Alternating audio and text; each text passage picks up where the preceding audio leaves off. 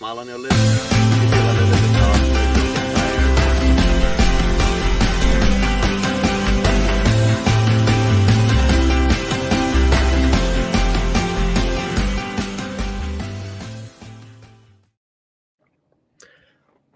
Charlotte Soccer Show. Danny Brams. What's going on? John Hayes here. It's a Wednesday evening live on YouTube. It's good to see you, Danny. And I'm excited to talk about this big match on Saturday. Good to see you, Johnny. I'm coming at you live from the void, floating head, disembodied body. Well, not disembodied, but I feel like I'm a floating entity here in the dark. You're literally an avatar. I'm an avatar, yeah. Exactly, you're not just a talking head in a box. You're an avatar in a box. Exactly. Am I AI? Is it Danny Brams AI? Who knows? We'll see what I can come up with. Could you imagine a Chat GPT trying to replicate the insane mind of Danny Brams? I don't think it could happen personally. There's AI on StreamYard now where you can touch yourself up. Soon you're going to be seeing fake people using filters on streaming platforms. You're gonna have to ask yourself, are these people real or fake? Is Patrick Agyemang really starting for Charlotte FC in the playoffs over their DP number 9 striker who just got the call up for Poland? Is that real? Or is that actually a fake robotic storyline that we're witnessing in front of us, Danny Brams? Patrick Agyemang, he does it again. He steps up to the spot with the pressure on, everything on his shoulders in that moment, and smashes it into the back of the net. He goes the full 90. Pat gets it done in one of the most pressure-packed environment, the most pressure-packed environment. And Christian Kalina as well. Give flowers to MLS's best goalkeeper, who proved he is the shot-stopping mastermind in PK situations. Charlotte FC was at its best in the Game 2 win against Orlando, Danny. I mean, we're always at best when we're defending the fortress and protecting the keep, right? The caption I came up with was Christian Kalina, shootout god. First off, I want to say, finish off the earlier, digression. The only filter that I'm interested in is the late 90s rock band that's saying, "Hey man, nice shot." So there'll be you'll never see any filters on this guy right here, as I date myself and age myself a little bit there with the musical reference. But we're back, Johnny, and it was great to be back with you at Hopfly, doing it up for what's probably the last home match of the year, unless something crazy happens. We did it up drinking some great beers. Wait. What do you mean if something crazy happens? All that needs to happen is that Charlotte FC beats Orlando and Atlanta beats Miami. I'm pretty feeling confident about one of those things happen. I mean, we wouldn't be here if we didn't think Charlotte could beat Orlando. But that's Atlanta going beating Miami Game 3. seems like a stretch. Yeah, Atlanta. That's going to Game 3. It could happen. It's not crazy. I mean, they beat them once, but I don't know. Whether we end up hosting Atlanta in the conference semis or traveling to Miami, I just want to get there. But it was a beautiful feeling to be in the supporters bar, in the Lowe's tap room, one more time with you, with all the good people in this world, in this crazy community. Sadly, I couldn't bring my cat Crackers, but he's making his voice known here on the show tonight. He's very upset about being locked out of my room. Yeah, it was a great night. And even though it was one of those nights, I was talking to a friend of the show, Hannah Milby, one of the truest, my ride or die, she's always got an inside line at my second season ticket ever, because I can't give this thing away half the time except to her. But we were talking and we're like, the match was okay. It was a little bit boring, but the shootout was just electric. And all you're going to remember from those Friday night lights at the Keep was just that shootout feeling. Kalina saving the first penalty. How a shootout you can be so on edge, and you're like, are we going to do this? And it can sort of drag on and on. But when you save the first one, it's pretty nice. And it was a beautiful night. One that I will remember, one of the most memorable moments of this season, easily. I said on the show in the last couple of weeks that it felt like PKs were coming. And this series was going to at some point feature PKs, and we finally got that. And it was a nervy moment. It was the best moment in Charlotte FC history, of course. at the stadium. There's no doubt about that. During that moment, for sure. There's maybe one other moment I can think of. What are you thinking about? So I'm thinking I had three. See, it's funny that you bring it up because you and I did not have this conversation, but pre-match on Friday, I did have this conversation with friends of the show, Reverend Burl, Chief Kiefer, some other folks who showed up, Justin Kurtz, and I was asking the question: before the match, is this the biggest match in Charlotte FC history? You know, a home match, win or go home situation. And I put it up against the first match, you know, hosting LA Galaxy in the first ever match. I think, you know, setting the record attendance. I think that has to at least be under consideration. And then the last match of the 2022 season where you had to beat Messi to get into that play-in match, to get into the wild card round of the 22 playoffs. So those were and then this Friday night. So those were my three contenders. And I side on I come down on the side of Friday night, even without the win, which we did get, but it was the biggest match in club history because playing to get into the wild card game is nice, and beating Messi at home is nice. But Miami had already been eliminated in that situation; they weren't really playing for anything. And as great as the opening match was in 2022, we lost that match, and it was nice to be fun. It was a really fun part of the crowd, and it was huge as a spectacle and an event. But as far as meaning something, nothing meant more than this game in the first round against Orlando to me.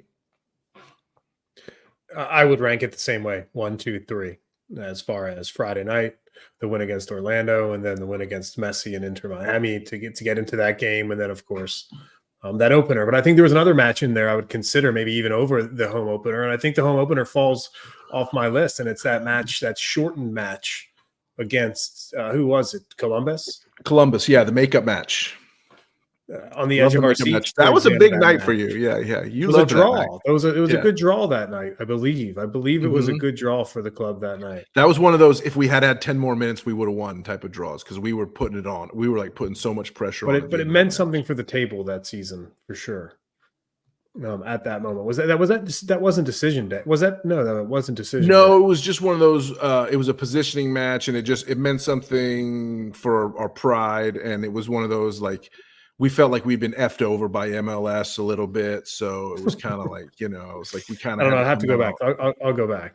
Brandon Davis, he makes a good comment. He says, for me, Friday night was best ever. Last year versus Miami, third Columbus restart game. He's you and Brandon on a wavelength. I love it. Brandon Davis, one of the great tifos of the show, obviously, and I love to see. That's some good affirmation that I'm not just making that up. That was a good match. Not. No, of course not. I would never lob that accusation your way, my friend. Certainly not. Looking forwards, let's talk about Saturday. The kickoff is 6:00 Eastern time. It's a big match, and the question becomes, how can Dean Smith get this job done? I think that's really where we want to dig in. And SATURDAY night. I'll just continue aging myself by throwing back old songs that were semi-contemporary to my life and that the kids today have never heard. So that's great. What changes does Dean Smith make? Does he make any changes? Pep Bial, is he back available for this game 3, Danny? He's back. Pep is back. We can assume he will start as, one of the highest paid players on the team, but you never know. Carroll, the second highest paid player, didn't start in game 2. So you never really know exactly what Dino's going to throw out there. I was pleased. We can talk more about him starting Patrick Ajimong to go the full 90. But he is back from suspension. He did not get an additional game on his red card offense that he committed in game 1, which no one really agreed was a red card. I don't think. Maybe it's our own bias as fans. I'm not sure, and supporters. But even Dean Smith. I don't think I spent more than a couple seconds debating it, honestly. I just kind of forgot about it as soon as it happened. It was unfortunate. I wouldn't say it was a good or a bad red card. It was just one of those things that it's totally unnecessary all the way around. Yeah, he kicked out. I mean, he was seen as kicking out. Dean always has to. Could you imagine? Do you think Dean's on any referee Christmas card list? I don't think so, because this guy does, as much as I love Dino and he's at the wheel, he does not stop complaining about the refs, which does get a little tiresome at times. I think it's part of his DNA, which I appreciate, and I think it's part of his English DNA. Ashley Westwood is the same way. Sure. There was a point in time during the match on Friday where I said to Rachel, I was like, look at Westy working that referee. He was working that ref's ear all night on Friday, just like Dean does. I think it's part of the culture there that there's a lot of communication in a healthy way, but just kind of slanted with banter, with some maybe some inappropriate language. He said, "Can I work it? Let me work it. Put my thing down, flip it, and reverse it. I'll just keep going with the old school songs, and we will just never stop that train from rolling." How about it? Is that Missy Elliott? That's Missy Elliott. Yes, yeah. And I think the Tifos agree. Christian Stivison chatting here in the comments. The refs are objectively bad. They get paid the best in the world to be the worst in the world.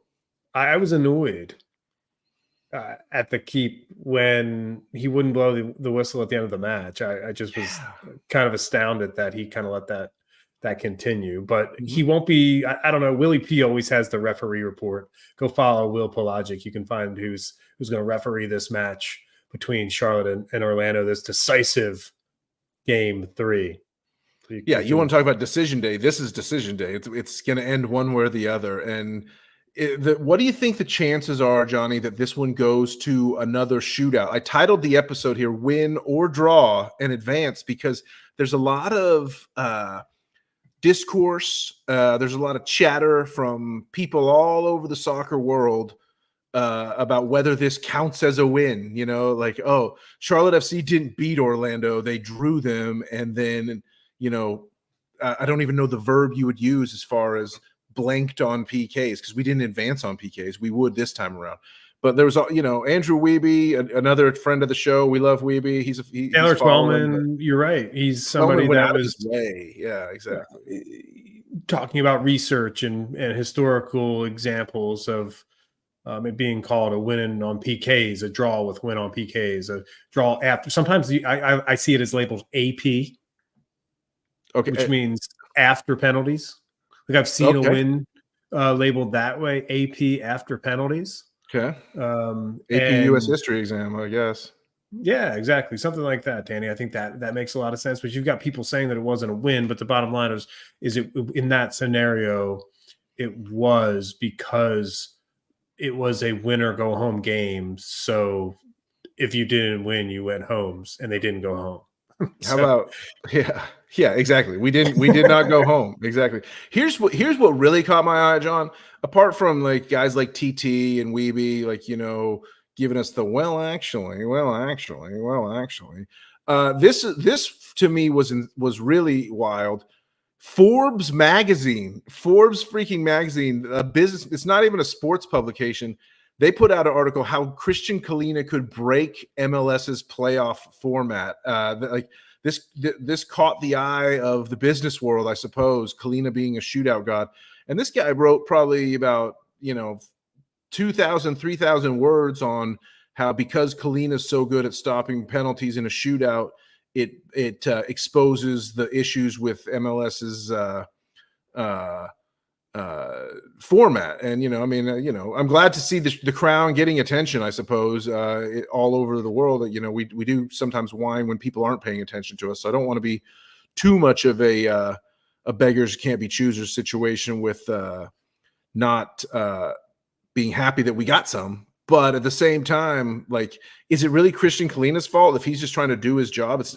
He's just playing the rules that MLS has dealt. So don't try to put this on Kalina as like, the thing that effed up MLS's grand playoff plans. It's really weird. It was a weird angle to take from me, Yeah, like I think it's one of the strangest things I've seen written that Kalina would break the format. What is that he's ultimately what he's trying to say? And I didn't read this article, but it sounds like to me the headline suggests that Charlotte FC doesn't deserve to move through. Correct.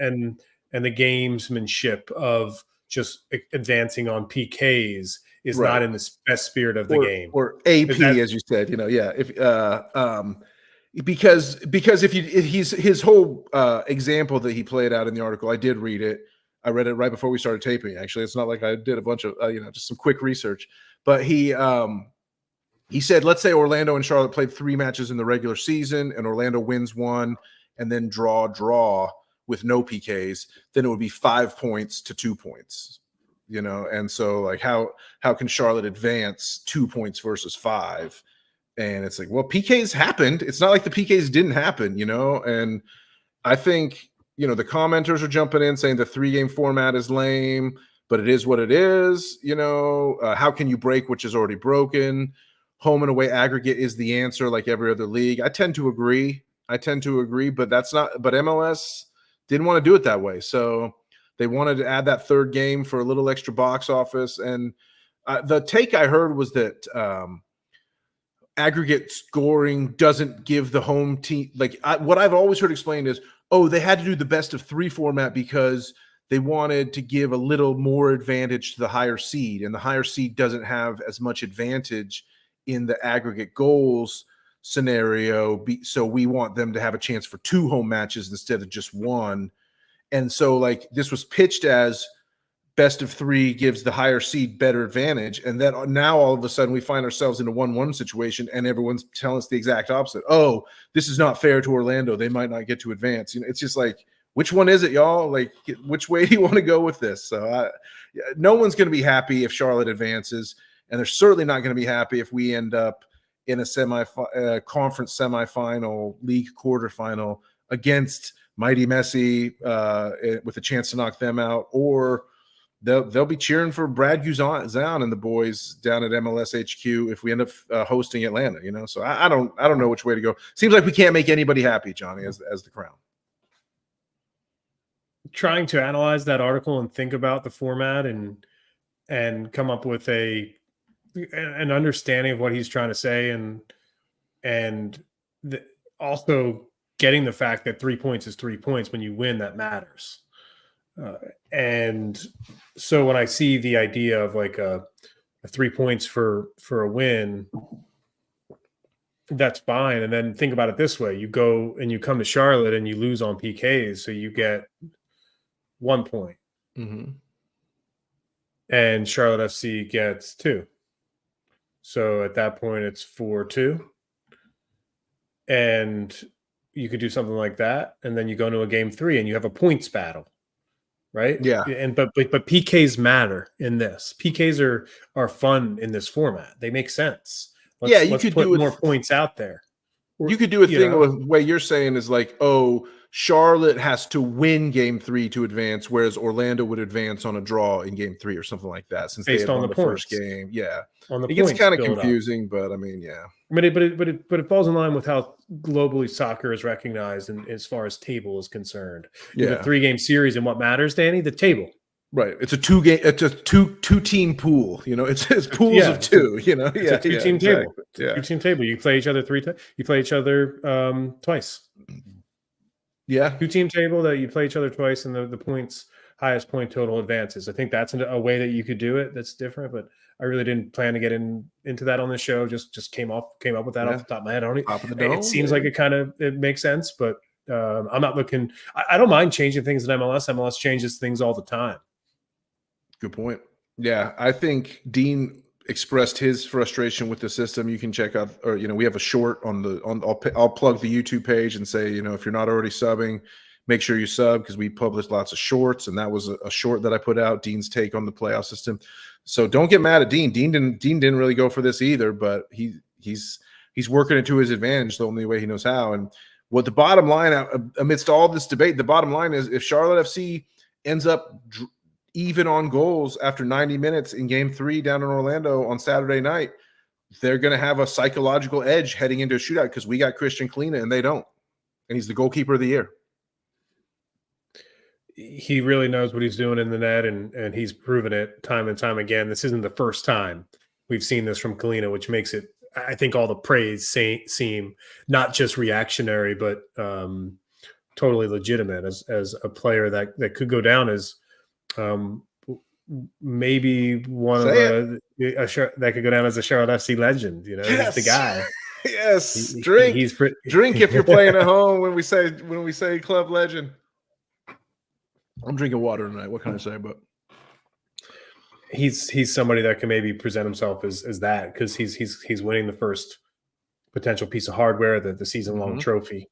Yeah. Well, you're not counting the goalie wars belt. You're not counting Isaac's goalie wars belt. Come on, man. Sorry, I do like that individual award, and maybe it and Isaiah can keep that. It doesn't have to go into the club trophy case. Yeah. But also, speaking of awards, the season-ending awards for Charlotte FC hosted at Pine Island Country Club this week, leading into Game 3. The awards there, Pine Island, I saw on Instagram shared. The guys from the club, a little gala, excuse me, if you will, at Pine Island, and some awards were given out. A really fun way for the club to finish off the regular season and celebrate the accomplishment, finishing in the top 5, and maybe creating some togetherness heading into this Game 3 against Orlando. So in that spirit, Danny Brams, why don't you hand out an award tonight, an award for that Game 2 performance, Christian Kalina, right? You take away Christian Kalina for this award, and who would you say deserves an award for their performance in Game 2, and how would you expect that person to contribute on Saturday in Orlando? I think I got to give it to the captain. I think I got to give it to the captain. Westwood set the tone. He was much. I think in match 1 at Orlando, he was not his best match. If you listen to our last episode, I was saying like, oh, maybe Westwood should have been pulled. Someone who was pulled. But he rebounded strongly in match 2. I think he set the tone. Again, the match itself before the PKs was a little bit unmemorable. There weren't a ton of great chances really that stick out in my mind. I thought it was a really, really nice 0-0. I thought it was a chess match. Yes, and I thought honestly the organization it was a chess match. Yeah, the organization is really what was the defining characteristic to me, and for that, I got to give it to the captain for player of the match. If it wasn't Kalina, who it actually was, but good call. Yeah, he was omnipresent. I like it. I like it. I like it a lot for Charlotte FC. Yeah, I was trying to tell someone. I was telling a friend recently who has been to a Charlotte FC match, but she doesn't follow the sport too closely. And I was telling her about Westwood, and I was saying, this is a guy who had reconstructive ankle surgery. He's one of the older players on the team, and he ended up leading the league in distance covered for the across the pitch.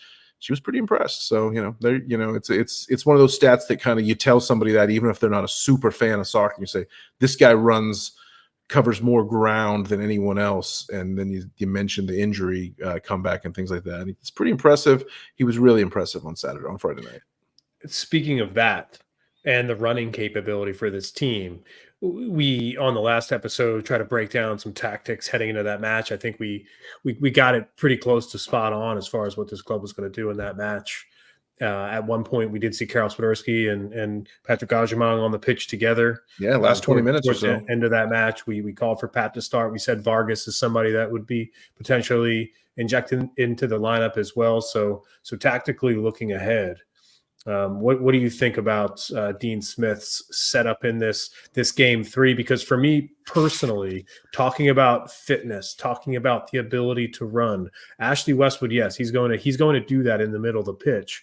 But I'm thinking specifically about players that from the opening whistle are going to press. I think that's how you need to think about this game. This is a running game. It's a nonstop game where Dean shouldn't be afraid to use his bench at the 60th minute, because whoever starts on the front 2 in that 4-4-2 or the front 3, if you want to think about it that way, has run so hard that they're too tired and needs to come off.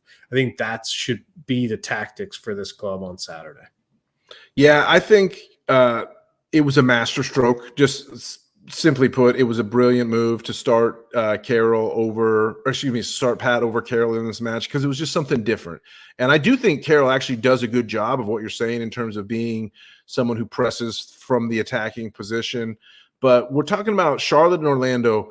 We're talking about this was the 4th match they played in 2024 between the two of them, and Charlotte has never won in regular time. Went to a 2-2 draw in the home match in June.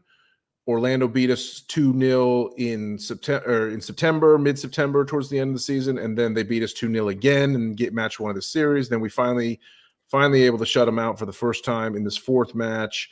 And it just got to the point where you had to do something different. You needed some type of different tactics. I loved that Pat was in from the jump, and I think I was smart of Dean. He clearly had his PK strategy in mind, because when it was time to bring Carroll in, he didn't sub Patrick off. He left Patrick in because you need Patrick there for the penalties. And like you said, Patrick stepped up and buried that penalty and made it count, and that was huge. And it was nice to be able to win it on a save, because we had made all of our penalties. So I want to see Pat start again, to be perfectly honest. This is not an anti-Carroll stance. I know the Carroll Mafia online might come after us and say, oh, those guys are always bashing Carroll. It's not the case.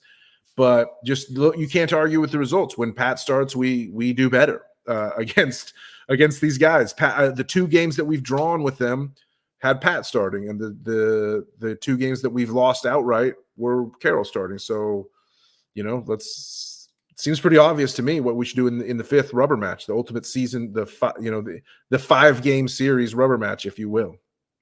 Especially because now you can, and it's obvious that Charlotte FC is going to do this, as obvious as Torres is going to be on that right side against Tim Ream, right? There's obvious matchups here when it comes to game 3. You're going to see these things play out on the pitch right in front of you. And I think ultimately Pep Bial, he comes into the lineup and everybody knows he's going to be hanging out right there in that pocket on the right side in the channel. I think when you think about a pocket, you should think about that channel there. And in that channel, whipping left-footed balls, curlers over the top, inward in-swingers, right onto Patrick Ajamang's head. I think that ultimately is a way that this club can score a goal in this match and potentially win. And people know that's going to happen. So I think tactically, Dean needs to kind of figure out what he's going to do on that left side. Liel Abada coming across there, making those back post runs. I think he's somebody that could do that as well. And then Bram Bronico's in the mix always in that area as well. Is it Bram Bronico or is it Karol Swiderski? That's the question to start. Is it Karol Swiderski or is it Bram Bronico in that position? Because Brant's in that mix, believe it or not, on that front line. I mean, it's really tough to take Bronico out of the starting lineup. I can't see it happening. I could understand the argument that some would make is that Carroll and Pep have the chemistry and all that. But again, remember what I said last episode, which was that we get some agreement here from commenter Soymint, who just said, like, if you're arguing that, Patrick comes in against tired defenders and that's better, but Carroll wasn't doing a good enough job of making those defenders tired. So you need Patrick's the one who gets the defenders tired, and Carroll, once they're tired, it really doesn't. Anyone can be good against tired defenders, right? It doesn't really matter who you are. It's a matter of who starts the match to get those defenders to become tired. I think Patrick does a better job of that. I think Pat and Pep have great chemistry too. It's not like Pat and Carroll. It's not like Pep and Carroll have some special chemistry that is not replicated with your boys. I mean, you're the one that loves to say, Johnny, Pat and Pep. Like, remember how well they connected in the for goals together, assisting each other against New England in the sort of the turnaround of the season match. So I'm going to stand by it. I love the Tifos. I love the Carroll stands, but I think the way to win this match is to start Pat. Pat and Pep in the pockets. That's how Dean Smith, I think, gets it done on Saturday in Orlando. One name we haven't mentioned on the show is Jabril Diani, a player that gets the nod. He starts on Friday night at the Keep. It's somebody that I don't think a lot of people expected to get that start. Junior Urso headed to the bench. What a performance. What about his future? Do you think he gets the nod in that position, or is it Junior Urso on the road against his former club? It's a tough call. I think that it's certainly very interesting that Urso earned his way into the lineup based on a bad Diani performance versus Orlando, and then Diani gets back in based on a bad Urso performance against Orlando, right? So I'm looking at SofaScore ratings here right now. In game 1 of this 3-match series, Junior Urso subbed early on a 6.6 rating. If I go to, let's see what they rated Diani in the 0-0 at home, probably higher. Only a 6.9. So neither of them was particularly good. I hadn't checked this before, but Westwood, the highest SOFA score rating besides Kalina, highest rated outfielder on the pitch, which kind of backs up my take that he was man of the match for the outfielders. Yep. But I think you got to go with what has shown to work in a series against Orlando where you have not beaten them in 90 minutes all year, but you have held them to a draw twice. You got to go with the guy who got you there, which is Diani. I mean, I would start Diani again in Game 3. It's a tough call. I think I kind of like the more defensive player on the road. I think Urso is got a chance to get the nod here, but could also have a quick. This is a decisive game. This is a cup final match, pretty much. Right. It's a season final, for sure. Yes, like win, exactly. Which it was at the Keep, but it wasn't for Orlando, but it is now both ways. So, right, exactly. Both teams are laying it out for the full 90 minutes. And because of that, I think you could potentially give Urso the start with a really quick hook. You're talking about because he's a defensive player. And and because of that, a quick hook can happen for an more offensive player, more forward-thinking player, which I think Diani is. I think I would rather have that, but it's a really tough call for Dean Smith, and I'm not sure which way he'll go. I'm interested to find out. The one thing, we love Dean. He's at the wheel, all of that, but he's not known for his quick hooks. He tends to stick with his starting 11 a little bit longer. Even in this match, he was once again, Oscar Pareja made the first sub in a 0-0 situation, subbed in before Dean did it. So I don't know. If you promised me there would be a quick hook, I'd say, yeah, start Urso, but I don't want to see Urso struggling and then playing 20 minutes longer than he should have. And I'm like, where the is Diani? So I don't know. That's a good take. That's a good take. Didi played pretty well. The back line is something that is expected for this club, and I think that's fine at this point. You've got your back four: Tim Ream, Andrew Privet, Adilson Malanda, and of course Nathan Byrne. Those four on the back line. Orlando knows the four that's going to be on the back line as well. This is a game that I would be really interested to see something special happen back there, whether it be 5 men at the back during critical times with a Charlotte 1-0 lead maybe in the second half. Talking about leaving everything out on the pitch. You're talking about Yuri Ernin, a player that is sitting there on your bench. You could really come on and have a really nice impact on the match if you're trying to grind out a win to advance.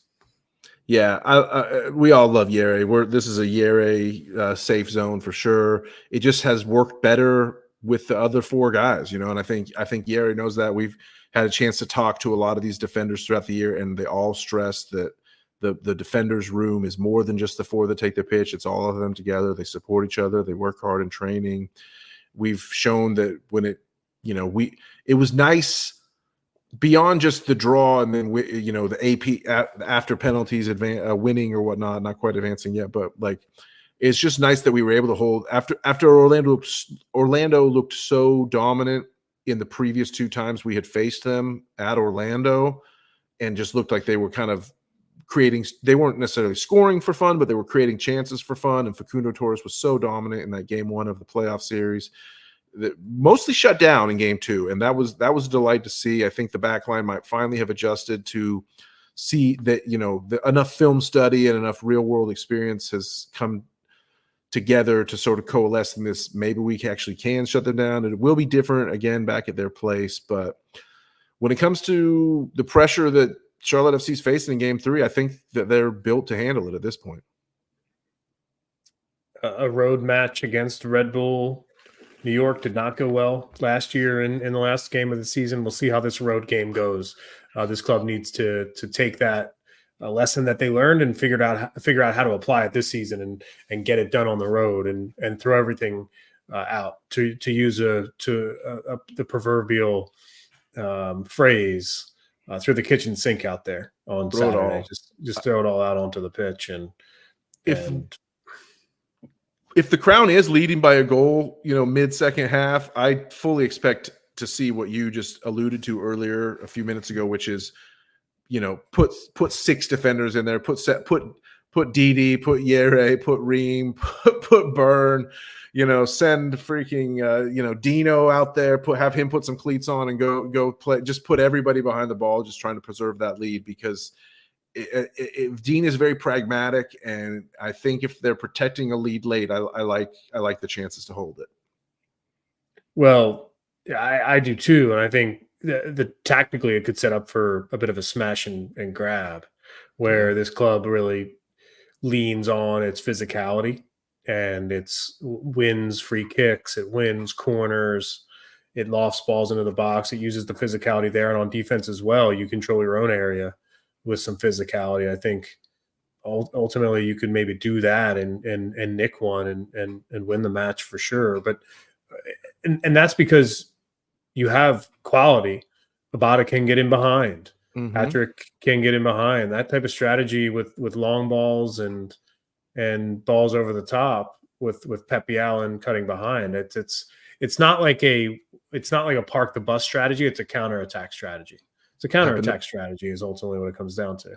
Pep in the pockets, baby. Exactly. We love invite the pressure and then punish the pressure. It's a beautiful thing. Pat and Patrick punish pressure in the pockets. Let's just keep it rolling. For sure. It's the Charlotte Soccer Show. John Hayes, Danny Brams. Appreciate everybody hanging out with us, especially those hanging in the live chat. Shout out to Brandon Davis, Troy Steele, Soymint hanging out as well. Other people hanging out in the chat this evening. For those listening on your favorite podcast platform, appreciate you listening to the show as well. Thanks for subscribing. We're counting down, Danny, to our 200th episode of Charlotte Soccer Show. It's coming fast and furious. I really, really hope the 200th episode happens while this season is still going. I hope it's not a post-season or an off-season episode. Yeah. But our 200th episode is coming up, and I can't wait to celebrate that with you and have a good time with all the TIFOs, our tremendous friends of the show. I couldn't say it any better. You're exactly right. Long may it continue, as Ashley Westwood loves to say.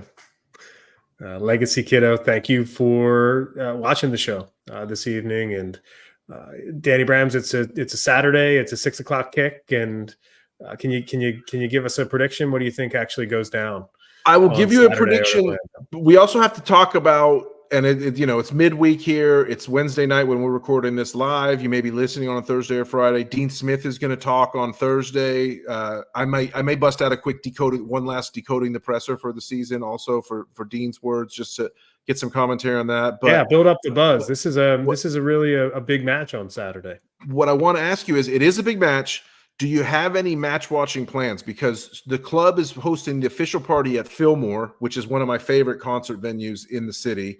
And I am tempted to almost go, but I got to be honest, it feels like a bunker mentality for me. This one feels like I may watch this one like under a blanket on my couch, just like with no one else around. Not that I don't love the community, but it's just like with so much at stake with I actually was feeling a little I came up with this idea because I was feeling a little under the weather today. Like it was kind of I'm trying not to get sick. So like I just feel like Saturday night could find me just like locked in a bunker mentality to watch this one. I don't know. What do you think? I could change that plan, but I'm wondering if you have given it any thought. Well, first and foremost, I just really, really love the Saturday night, the 6 p.m. kickoff time, even if it does linger into like a 6:30 time. I love that time this Saturday. I think thank you, MLS, for getting that done and making that happen.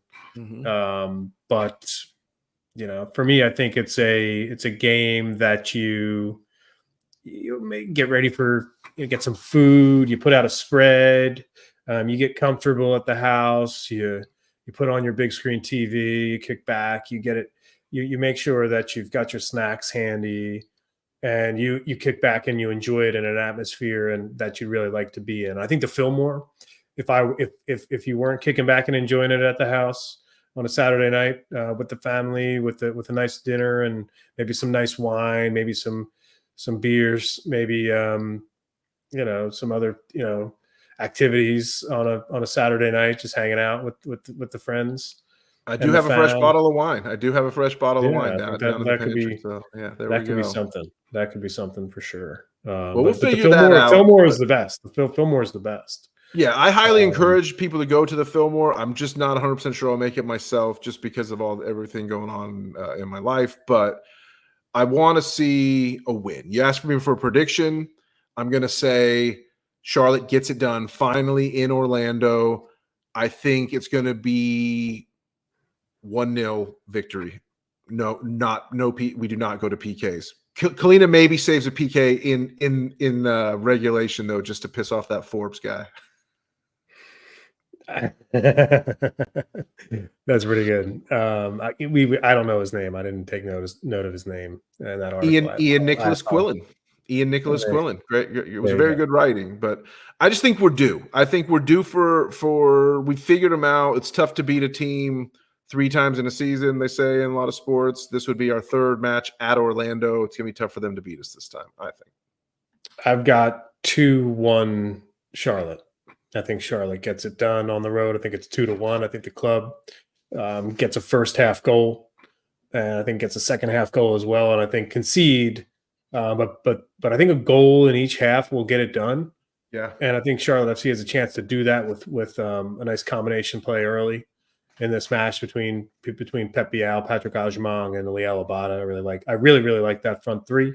Those 3 just need to combine, get a goal in the first half, and then you've got Karol Swiderski coming off the bench in the second half, and maybe he's even playing with Agyemang in that situation. If it's 1-1 and they get the winner, I could see potentially something like that happening. I'm curious to see what the crowd is like in Orlando, because it's certainly not going to be like what it was here in Charlotte. I think I'd be interested to see what kind of home field advantage Orlando has. But I've got 2-1 Charlotte.